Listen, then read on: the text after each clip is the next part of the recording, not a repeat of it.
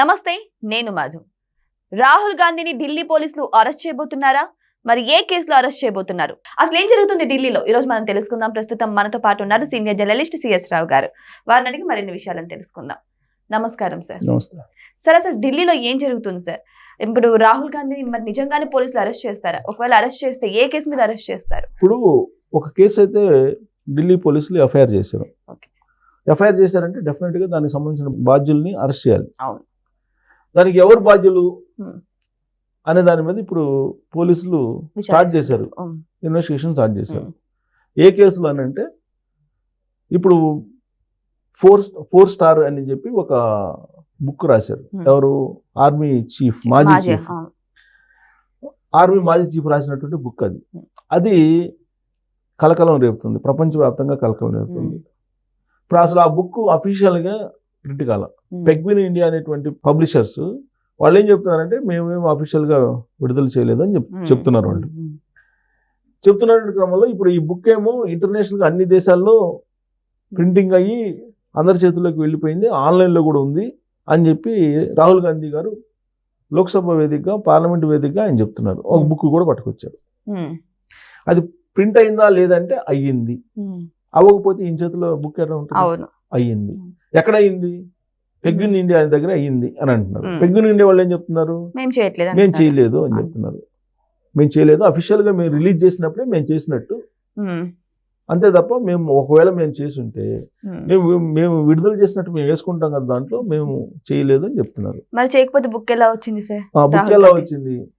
ఇప్పుడు వేరే దేశంలో చేశారు దాన్ని, వేరే దేశంలో ఆల్రెడీ వేరే దేశంలో ఉండేటువంటి వాళ్ళు దాన్ని సర్క్యులేట్ చేస్తున్నారు అని చెప్పి చెబుతున్నారు.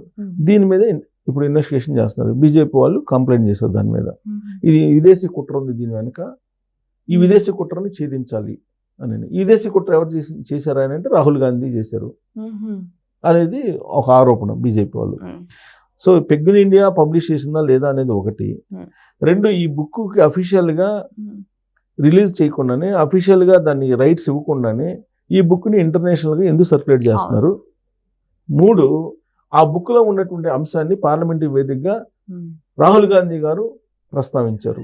ఇది చట్ట విరుద్ధం, ఇది సభా హక్కుల ఉల్లంఘన అనేది బీజేపీ వాళ్ళు చెప్తున్నారు. సో ఇప్పుడు ఇన్వెస్టిగేషన్ ఎక్కడి నుంచి స్టార్ట్ చేయాలి? పోలీసులు అయితే ఎఫ్ఐఆర్ చేశారు, ఇన్వెస్టిగేషన్ పెగ్విన్ ఇండియా నుంచి స్టార్ట్ చేస్తుంది. అక్కడ వాళ్ళు చెప్పేది తీసుకుంటుంది. ఆ తర్వాత ఎవరు చేస్తుంది? రాహుల్ గాంధీ గారి దగ్గరికి వెళ్తుంది. రాహుల్ గాంధీ గారిని అడిగింది, నీకు ఈ పుస్తకం ఎక్కడ వచ్చింది అని. ఆయన ఏదో చెప్తాడు, నేను పలానా దేశం నుంచో లేదా ఇంకోటో చెప్తాడు. ఇప్పుడు ఆయన అరెస్ట్ చేస్తారా లేదంటే పిలిచి విచారిస్తారా అనేది ఒకటి. దాంట్లో ఏముంది అసలు అని అంటే, చైనా భారతదేశం మధ్య యుద్ధం జరిగినప్పుడు లద్దాఖ్ అనేటువంటి ప్రాంతంలో భారత భూభాగాన్ని కొన్ని కిలోమీటర్ల లెక్కన ఆక్యుపై చేసింది చైనా. ఆ సమయంలో చైనా సైన్యాన్ని ఏం చేయాలి? చైనా సైన్యంతో యుద్ధం చేయాలా లేదంటే మ్యూచువల్గా మాట్లాడుకొని సెటిల్ చేయాలా అనేది క్లారిటీ లేనటువంటి పరిస్థితుల్లో కేంద్ర ప్రభుత్వాన్ని అప్రోచ్ అయ్యాము. బట్ కేంద్ర ప్రభుత్వం మా క్లారిటీ ఇవ్వకుండా మీకు ఏది అనిపిస్తే అది చేయండి అని చెప్పింది. ఇది బాధ్యత రాహిత్యం కేంద్ర ప్రభుత్వం అనేది ఆయన ఆత్మకథలో ఈయన రాశారు. ఎవరు? నరవణే రాశారు. ఎవరు? మా ఆర్మీ మాజీ చీఫ్ నరవణే, ఆయన రాశారు అనేది దాంట్లో ఉంది అని చెప్పి దాంట్లో ఉన్న మ్యాటర్ని రాహుల్ గాంధీ గారు పార్లమెంట్ వేదికగానే సర్క్యులేట్ చేశారు, చెప్పారు. సోషల్ మీడియాలో కూడా ఉంది, మీరు చూసుకోండి అని చెప్పి చెబుతున్నాడు ఆయన. ఆ బుక్ కూడా ఆన్లైన్లో దొరుకుతుందని చెబుతున్నారు. ఆన్లైన్లో ఆల్రెడీ పెట్టున్నారు, ఆన్లైన్లో దొరుకుతుందని చెప్పి చెబుతున్నారు. సో దీని అంతటి మీద ఇప్పుడు భారత ప్రభుత్వం అయితే ఆ బుక్ పబ్లిష్ చేయనివ్వట్లేదు అని చెప్పి అణచివేస్తున్నారు. భారత ఆర్మీ చీఫ్ని బ్లాక్మెయిల్ చేసి భయపెడుతున్నారు. అందుకే ఆ బుక్ని అఫీషియల్గా విడుదల చేయలేకపోతున్నాడు ఆయన అనేది రాహుల్ గాంధీ చెప్తున్నారు. మరి ఇందులో నిజం ఎంత ఉంది సార్? ఆయన చెప్తున్నారు. ఇప్పుడు ఆయన కూడా రెస్పాండ్ అయ్యారు. ఎవరు?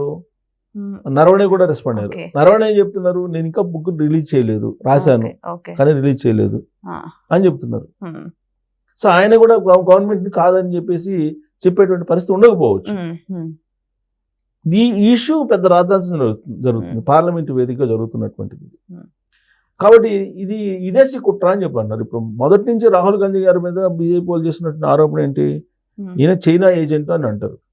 చైనా నుంచి కాంగ్రెస్ పార్టీ ఫండ్స్ వస్తున్నాయి, ఆ ఫండ్స్ తోటి రాజకీయం చేస్తుంది కాంగ్రెస్ పార్టీ అని చెప్పి మొదటి నుంచి బీజేపీ చేస్తున్నట్టు ఆరోపణ. ప్లస్ చైనా వ్యూహాల ప్రకారమే రాహుల్ గాంధీ నడుచుకుంటుంటాడు, చైనా వ్యూహాలని భారతదేశంలో అమలు చేయాలని చెప్పి అనుకుంటాడు అనేది బీజేపీ వాళ్ళు చెబుతున్నటువంటి ఫస్ట్ నుంచి ఆ మాటలు అలాగే ఆరోపణలు కూడా. ఈ క్రమంలో సభా హక్కుల ఉల్లంఘన కింద అతన్ని అనర్హత వేట వేయండి అని చెప్పి రాహుల్ గాంధీ మీద ఆల్రెడీ సభా ఉల్లంఘన నోటీసులు కూడా ఇచ్చారు. ఇప్పుడు పోలీసులు ఎఫ్ఐఆర్ చేసిన తర్వాత ఆ ఇన్వెస్టిగేషన్ ముందుకు తీసుకెళ్తే రాహుల్ గాంధీ గారిని టార్గెట్ చేసి వెళ్తారా?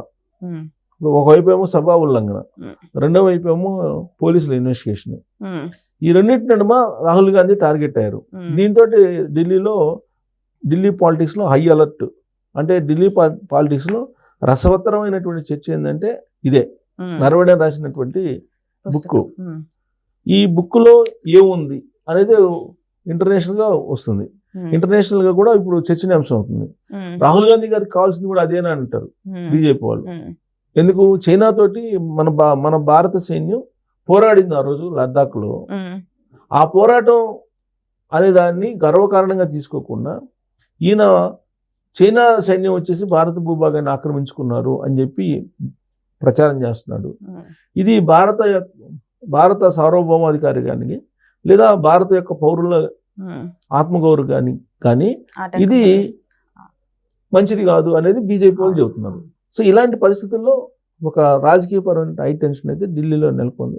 రాహుల్ గాంధీ గారిని అరెస్ట్ చేసి ధైర్యం చేస్తారా ఈ ఇష్యూలో అనేది ఒకటైతే వాస్తవం. ఇప్పుడు పార్లమెంట్ సమావేశాలు ఇప్పుడు రెండో విడత మళ్ళీ ప్రారంభమవుతాయి. వాళ్ళతోటి మొదటి విడత బడ్జెట్ సమావేశాలు తాత్కాలికంగా వాయిదా పడతాయి, మళ్ళీ వచ్చే నెల ప్రారంభమవుతాయి. వచ్చే నెల లోపల అంటే ఇప్పటి నుంచి మళ్ళీ వచ్చే నెల మార్చి 7 ఏమో మళ్ళీ రెండో విడత స్టార్ట్ అవుతాయి. ఈ లోపల ఈ కేసుకు సంబంధించినటువంటి హీట్ అయితే పీక్ స్టేజ్కి వెళ్ళే అవకాశం ఉంది. ఏదో ఒకటి ఫైనల్ చేస్తారు, అరెస్ట్ చేయటమా లేదంటే సభలో హక్కుల ఉల్లంఘన కింద ఆయన్ని ప్రవేశపెట్టడమా ఇచ్చేస్తారు. రెండో అంశం ఏంటంటే స్పీకర్ ఉన్నాడు, స్పీకర్ మీద అవిశ్వాసం పెట్టారు. స్పీకర్ మీద అవిశ్వాసం కూడా మళ్ళీ రెండోసారి పార్లమెంట్ సమావేశాలు ప్రారంభమైన తర్వాతనే ఉండే అవకాశం ఉంది.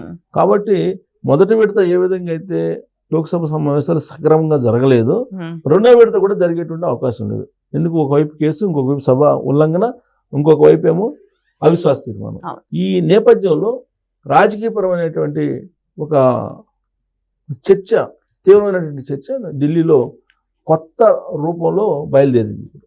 సో ఏదేమైనా సరే జరుగుతున్న పరిణామాలు చూస్తుంటే రాహుల్ గాంధీ మీద యాక్షన్ తీసుకునే అవకాశాలు అయితే ఎక్కువ కనిపిస్తున్నాయి. ఎందుకంటే ఈ 4 స్టార్ పుస్తకం వల్లనే మరి రాహుల్ గాంధీ మరి జైలుకి వెళ్తారా లేకపోతే విచారణతో ముగుస్తుందా అనేది కూడా మనం వెయిట్ చేసి చూద్దాం. Thank you so much. Thank you.